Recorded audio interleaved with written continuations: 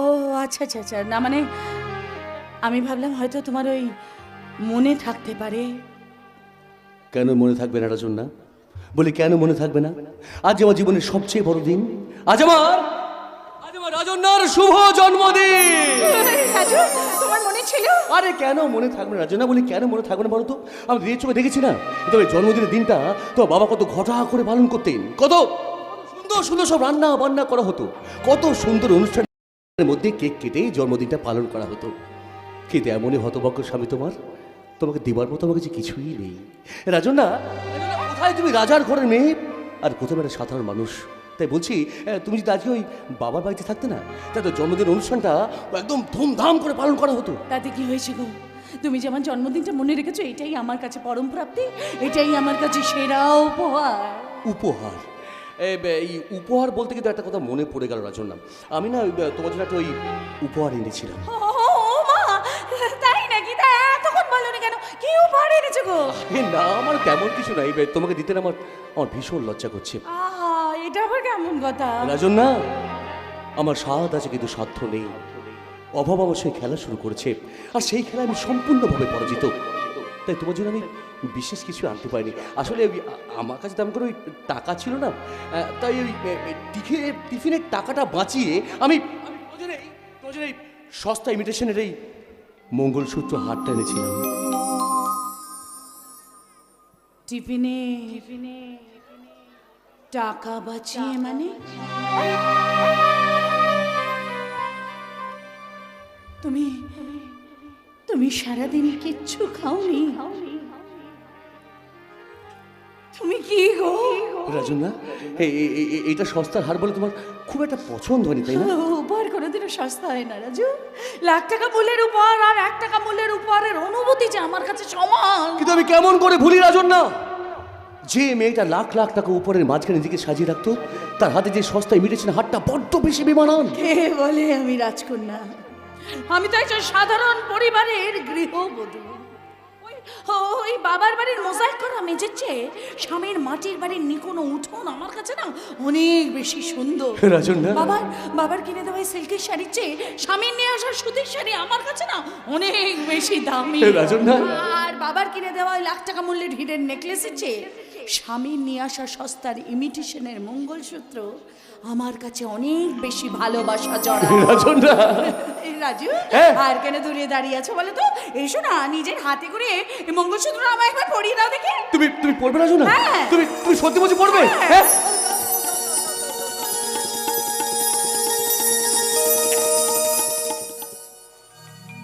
আরো একটা জিনিস কিন্তু তোমার জন্য আছে রাজন্যা। হ্যাঁ, আরো একটা জিনিস। আরো একটা জিনিস, আমি তো নিজের চোখে দেখেছিলাম না, তখন জন্মদিনের দিনে কত সব বড় বড় কেক কাটা হতো। আমার তো তেমন কোনো সামর্থ্য নেই, তাই তোমার জন্য ওই বড় কোনো কেক আনতে পারিনি। আমি আমি এই কেকটা এনেছিলাম, তুমি কাটবে রাজন্যা?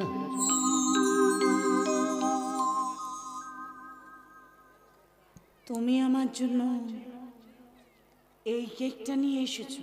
বাপুজি, সত্যি করে বলো তো, তুমি কে? মানুষ না দেবতা? আমি তো ড্রাইভার। বাবা, দাও, তুমি একবারে যা দাও। এই রাজন্যা, এই তুমি কেকটা কাটো, আমি সব ব্যবস্থা করেছি, তুমি খালি ব্যাগটা একবার দাও। তুমি এসো এসো এসো, তুমি দাও দাও দাও।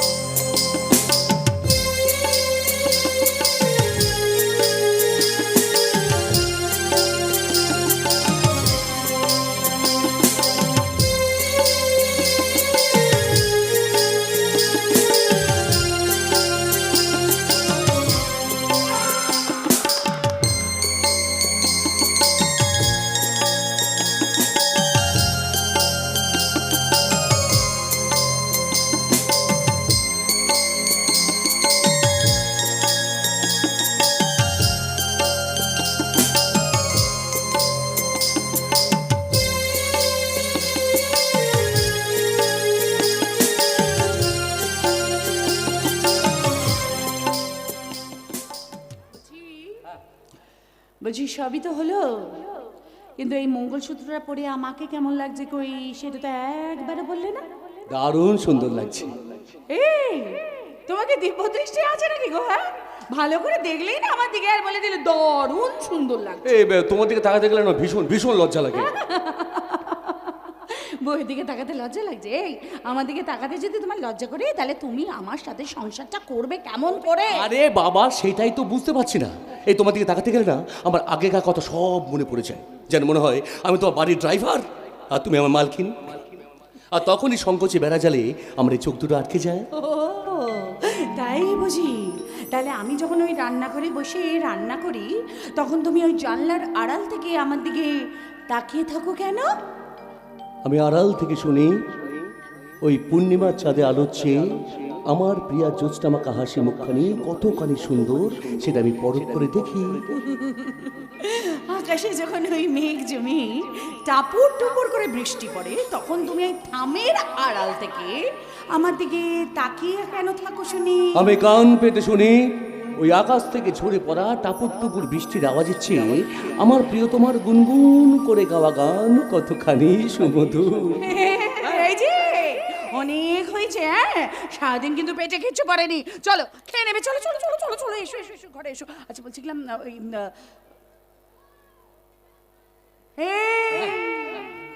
আমি কিছু বলছি তো নাকি? হ্যাঁ হ্যাঁ করে কি দেখছো বলো তো?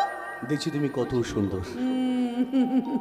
সে তো বটেই, কিন্তু তার চেয়েও কিন্তু বেশি সুন্দর আমার এই বর। এই আমি? না না না না সত্যি, না, না, ধুর, না। তুমি বিশ্বাস করতে চাই? তুমি আমার হৃদয়ের ফুলদানিতে ভালোবাসার সেরা উপহার। আর তুমি আমার প্রেম যমুনায় আসা খুশির জোয়ার। তুমি আমার জীবন বিনায় হারিয়ে যাওয়া সুর গান। আর তুমি আমার সেই গানের লিপি লয় আর তাল। তোমারই পরশে জীবন আমার ধন্য হলো। তুমি যে আমার চির আশার আলো, তুমি যে আমার চির আশার আলো। তোমারই পরশে তোমারই পরশে জীবন আমার ধন্য হলো।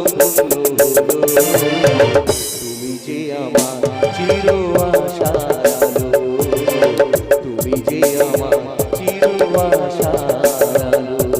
তোমারই পরশে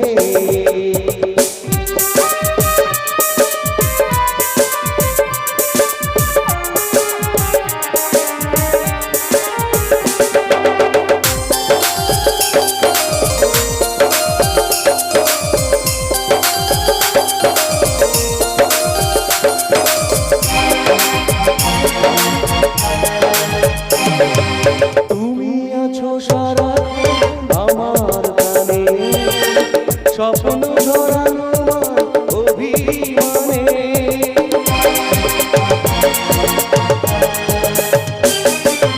তুমি আছো সারাক্ষণ আমার প্রাণে, স্বপ্ন ভরানো অভিমানে। তোমারই মমতা আমার সকল আশা রাঙিয়ে দিল। তুমি যে আমার চির আশার আলো, তুমি যে আমার চির আশার আলো। তোমারই পরশে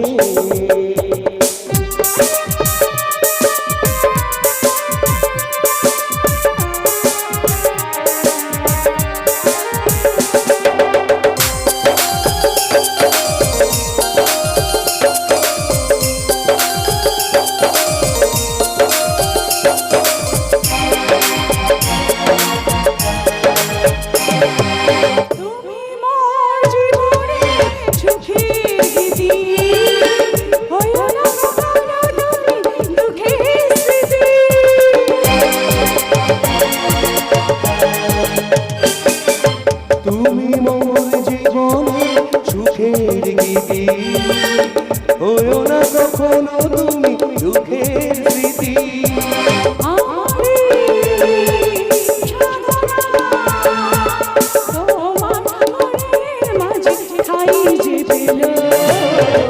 তুমি যে আমার চির আশা, তুমি যে আমার চির আশা, তোমারই পরশে লা লা লা লা লা লা লা লা এ আহা এ আহা। দাদা বৌদি আরে আরে আপনি আপনি তুই তুই কেমন আছিস? তুই কেমন আছিস? আরে এ আমরা যেখানে তুই জানলি কেমন করে? আরে অনেক কষ্টে জানতে হয়েছে রে দাদা। আরে আরে মা কেমন আছে মা? এই মা আমাদের কথা কিছু বলে? ভালো নেই রে দাদা, ঠিক মতো টাইম ওষুধ না পায় মায়ের সুগারটা আবার বেড়ে গেছে। সে কি? আর ওদিকে ছোটার ফাইনাল ইয়ারের পরীক্ষার জন্য 3 লাখ টাকা লাগবে। টাকাটা না হলে পড়াটা বন্ধ হয়ে যাবে। আরে পড়া কেন বন্ধ হবে রে? পড়া কেন বন্ধ হবে? আমি এতদিন এত পরিশ্রম করে লেখাপড়া চালিয়েছি, আজ 3 লাখ টাকার জন্য লেখাপড়া বন্ধ হয়ে যাবে? না কি না না না না না না, আমি লেখাপড়া বন্ধ হতে দেবো না। আমি যেমন করে পারি সেখান থেকে পারি ওই টাকা আমি জোগাড় করবোই। কিন্তু এই মুহূর্তে তুমি অতগুলো টাকা পাবে কোথা থেকে? সত্যি তো এই এতগুলো টাকা আমি কোথায় পাবো? কে দেবে আমাকে এতগুলো টাকা?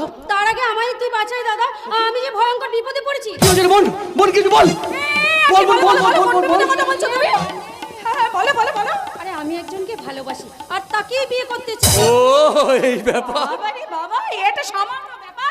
তুমি তো এমন করে বললে না, আমি তো প্রথমে ভয়ই পেয়ে গেছিলাম। ভাবলাম বোধহয় সত্যি সত্যি ভয়ঙ্কর কিছু ঘটে গেছে। আরে ভয়ঙ্করই তো, আমার প্রেমিকের দাদা আমার দাদার সঙ্গে কথা বলে তারপরেই বিয়েতে রাজি হবে। ওকে তুই এই কথা কেন বলি বল? তুই কেন বলি এই কথা বল?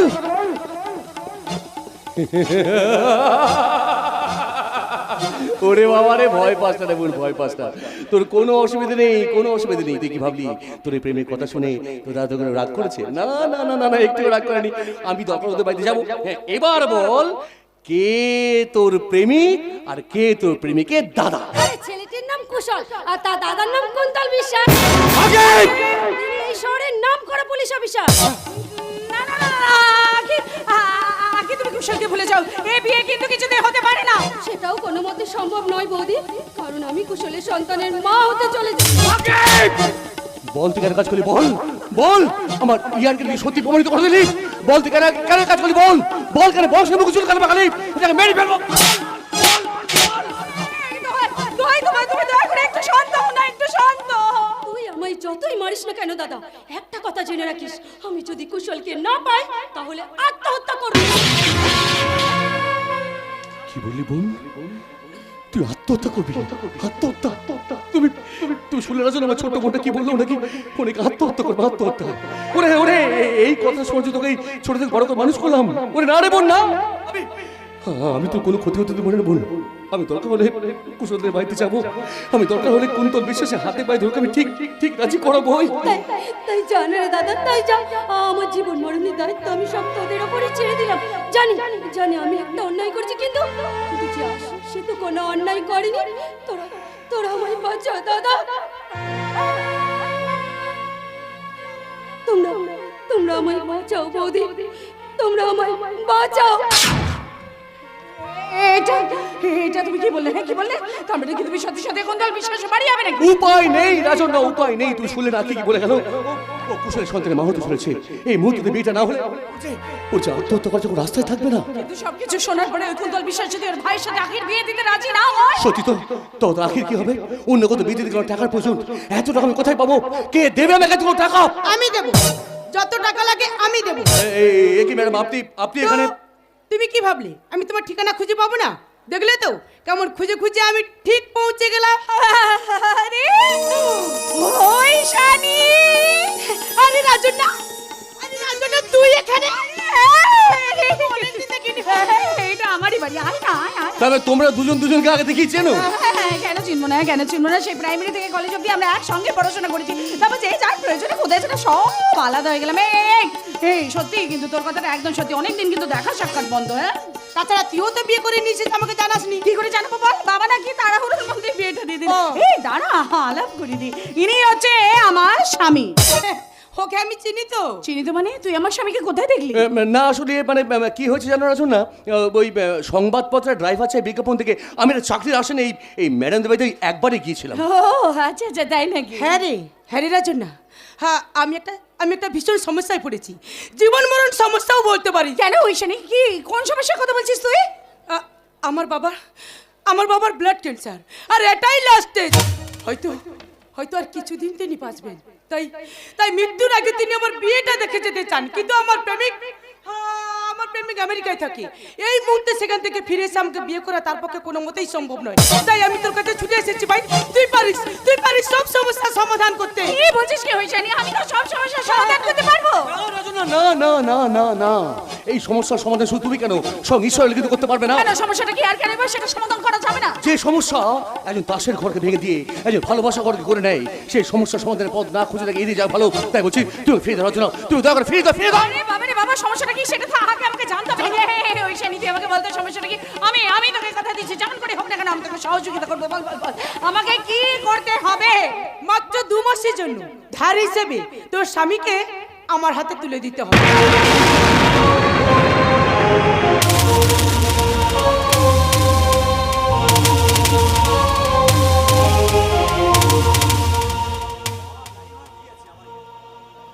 কি বললি ঐশানী?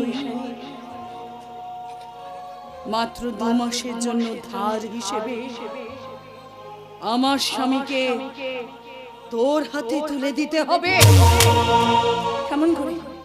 কেমন করে ভাবলি যে তোর এই অবান্তর প্রস্তাবে আমি রাজি হয়ে যাব? না, হ্যাঁ, মানছি। আমরা গরিব, অভাব অনটনে আমরা দিন কাটাচ্ছি, তাই বলে আমি আমার স্বামীর ভাগ দেবো তা কিন্তু কোনো মতেই সম্ভব নয় ঐশানী। না রে বন্ধু না, তোর স্বামীর ভাগ আমি চাইছি না রে বন্ধু, আমি তো স্বামীর ভাগ চাইছি না। তোর স্বামী শুধু আমার নকল স্বামীর অভিনয় করবে, আর এর জন্য তুই আমার কাছে যত টাকা চাস। চুপ কর! তুই আমাকে টাকার লোভ দেখাচ্ছিস। জীবনে আমি তোর চেয়ে অনেক বেশি টাকা দেখেছি। জেনে রাখ, ওই টাকা দিয়ে কিন্তু পৃথিবীর সবকিছু কেনা গেলেও কোনো সম্পর্ক কেনা যায় না। নেহাত তুই আমার বান্ধবী বলে এখনো এখানে দাঁড়িয়ে এই সব কথাগুলো বলার স্পর্ধা দেখাতে পাচ্ছিস। অন্য কেউ হলে তার ঘাটটা ধাক্কা দিয়ে আমার বাড়ি থেকে বার করে দিতাম। প্লিজ রাজন না, তুই আমায় ফিরে দিস না বন্ধু, তুই আমায় ফিরে দিস না। দরকার পড়লে আমি তোর পায়ে মাথা করে মরবো, তবু মাত্র 2 মাসের জন্য। তোর স্বামীকে আমায় ভিক্ষে দে রাজন না, তোর স্বামীকে আমায় ভিক্ষে দে রাজন না, তোর স্বামীকে। ওরে ঐশানী, আমি যে বড্ড নিরুপায়। কেমন করে আমি আমার হৃৎপিণ্ডটাকে উপড়ে নিয়ে তোর হাতে তুলে দিব? রাজন না, তুমি ওনাকে একদম ভেঙে পড়ো রাজন না, তুমি একদম ভেঙে পড়ো না। আমি বলছি ওকে ফিরে দাও, ফিরে দাও। কেমন করে ফিরিয়ে দেবো বলো না, বলো কেমন করে ফিরিয়ে দেবো? জানো না, ওই ভিখারিকে খালি হাতে ফিরিয়ে দিলে সংসারের অমঙ্গল হয়। তারপরে তুমি আমাকে তোমার বান্ধবীর কাছে 2 মাসের জন্য বন্ধক রাখার জন্য রাজি হয়ে যাবে? এছাড়া আমার আর কোনো উপায় নেই রাজু। তাছাড়া না, একটু আগে আমি যে ওকে কথা দিয়ে ফেলেছি। না রাজন না, তুমি এমন কথা বলো না রাজন না। আমি তোমাকে ছাড়া কোথাও থাকতে পারবো না রাজন না। আমি তোমাকে বাবার জন্য, আমি আমার পরিবার পরিজন সবাইকে ছেড়ে চলে এসেছি। এখন যদি অন্য কারো জন্য তোমাকে ছাড়তে তাহলে স্বয়ং ঈশ্বর আমাকে ক্ষমা করবে না। ওগো মাত্র তো 2 মাসের ব্যাপার বলো। তাছাড়া ও তো বললো আমাদের যত টাকা লাগবে ও দেবে, আর সেই টাকাগুলো পেলে না তোমার ভাইয়ের পড়াশোনা বন্ধ হবে না। তুমি ধুমধাম করে বিয়ে দিতে পারবে, আমাদেরও না ওই অভাবে দিন কাটাতে হবে না। তাই বলছি দয়া করে তুমি ওর কথায় রাজি হয়ে যাও না গো, দয়া করে তুমি ওর কথায় রাজি হয়ে যাও। আমি কেমন করে রাজি হবো রাজন না, কেমন করে রাজি হবো? আমি তোমাকে একটা দিনও দেখতে না পেলে আমার মনটা একটু শান্তি পায় না। তোমার স্পর্শ না পেলে আমার শরীরের মনের ক্লান্তি দূর হয় না। তুমি পাশে বসে যত্ন করে না খালে হচ্ছে একটু তৃপ্তি হয় না। এই 2 মাস আমি তোমাকে ছেড়ে কেমন করে থাকবো রাজু না? তুমি বলো আমি তোমাকে ছেড়ে কেমন করে থাকবো? না রাজু না, হয় না রাজু না, হয় না। রাজু, আমার কথাটা শোনো, আমার কথাটা একটু বোঝার চেষ্টা করো। আমার কথাটা, রাজু তোমাকে আমার দিব্যি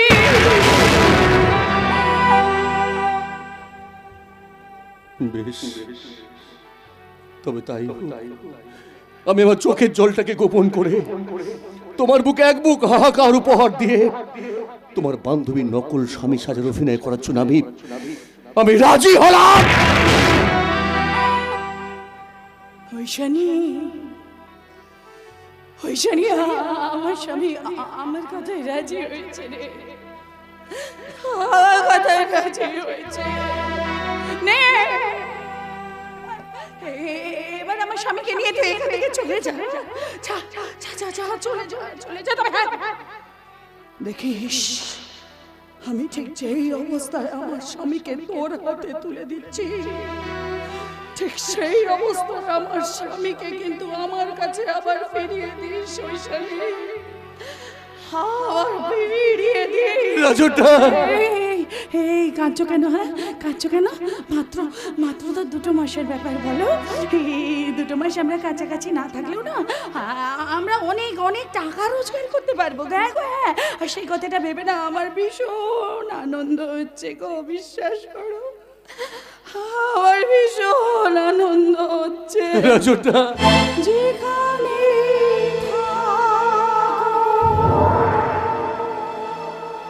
সুখে থাকো, এই আমি শুধু চাই, এই শুভ রাতে, এই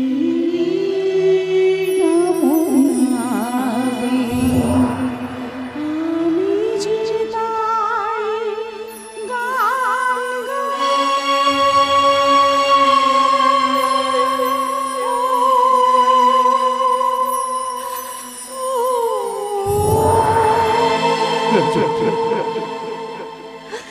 যেখানে থাকো সুখে থাকো, এই আমি শুধু চাই, এই শুভ রাতে, এই কামনাতে আমি যে তাই গান, আমি যে তাই গান।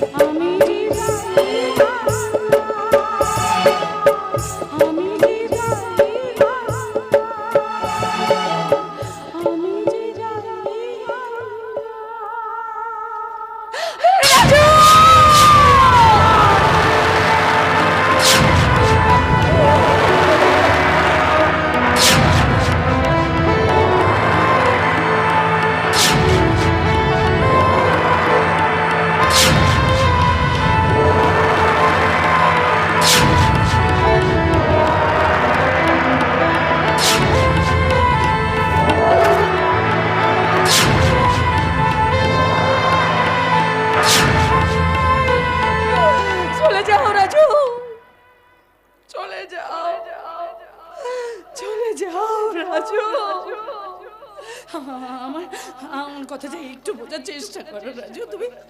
তুমি চলে যাও রাজু, তুমি